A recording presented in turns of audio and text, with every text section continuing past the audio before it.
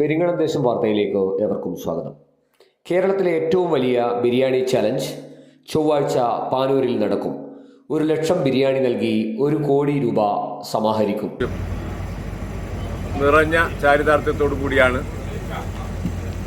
സംസ്ഥാന മുസ്ലിം league committee നമ്മുടെ സംസ്ഥാനത്തിലെ എല്ലാ മണ്ഡലങ്ങളിലും സ്വാന്തന പ്രവർത്തന രംഗത്ത് പൂക്കോയത്തങ്ങൾ ഹോസ്പീസ് എന്ന പേരിൽ സ്വാന്തന പരിചരണം ആരംഭിക്കണമെന്ന് 4 വർഷം മുമ്പ് തീരുമാനിച്ചത്.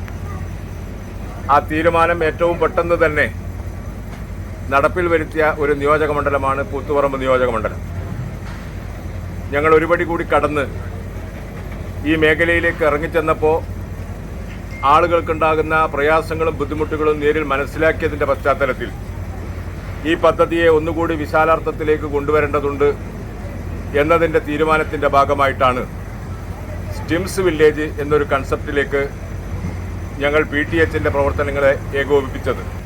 ഇപ്പോൾ അതിൻ്റെ പദ്ധതി ഇതുമായി ബന്ധപ്പെട്ട് അവിടെ വരാനിരിക്കുന്ന മുഴുവൻ പ്രവർത്തനങ്ങളും അതിനാവശ്യമായിട്ടുള്ള ബിൽഡിംഗ് നിർമ്മാണത്തിനാവശ്യമായിട്ടുള്ള ഫണ്ടുകളൊക്കെ പല അഭ്യുദയകാംക്ഷികളും അവരുടേതായ സ്പോൺസറിങ്ങിൽ നമുക്ക് അവിടെ നിർമ്മിക്കാൻ തയ്യാറായിട്ടുണ്ട്.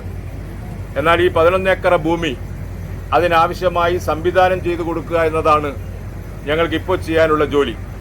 അതിൻ്റെ കാര്യങ്ങൾക്ക് വേണ്ടിയാണ് ഈ വർഷം ഞങ്ങൾ 1,00,000 ബിരിയാണി ചലഞ്ച് എന്ന കേരളത്തിൽ തന്നെ ഇദംപ്രഥമമായി എന്ന് പറയാവുന്ന രീതിയിലുള്ള ഒരു ബിരിയാണി ചലഞ്ചുമായി ഇറങ്ങിത്തിരിച്ചിരിക്കുന്നത്.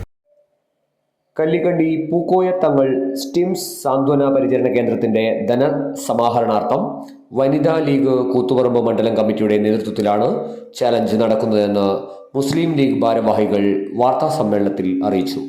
രാവിലെ 7 മണി മുതൽ ഞങ്ങളെ ശാഖാ കമ്മിറ്റികൾ, പഞ്ചായത്ത് കമ്മിറ്റികൾ ഇത് ഏറ്റുവാങ്ങി കംപ്ലീറ്റ് 1,00,000 ബിരിയാണിയും ഓരോ വീടുകളിലേക്കും 12 മണിക്ക് മുമ്പ് എത്തിക്കാനുള്ള എല്ലാ സംവിധാനങ്ങളും എത്തിക്കഴിഞ്ഞു. അതിന് വേണ്ടുന്ന എല്ലാ സംവിധാനങ്ങൾ വിറകുകളൊക്കെ ഞങ്ങൾ ഒരു വാട്സപ്പ് സന്ദേശം കൊടുക്കും. നിങ്ങൾ ഈ ഗ്രൗണ്ടിന് ചുറ്റും വിറക് നൽകി ഒരു 3 ബിരിയാണി ചാനൽ വിറക് ഇവിടെ എത്തിക്കഴിഞ്ഞു.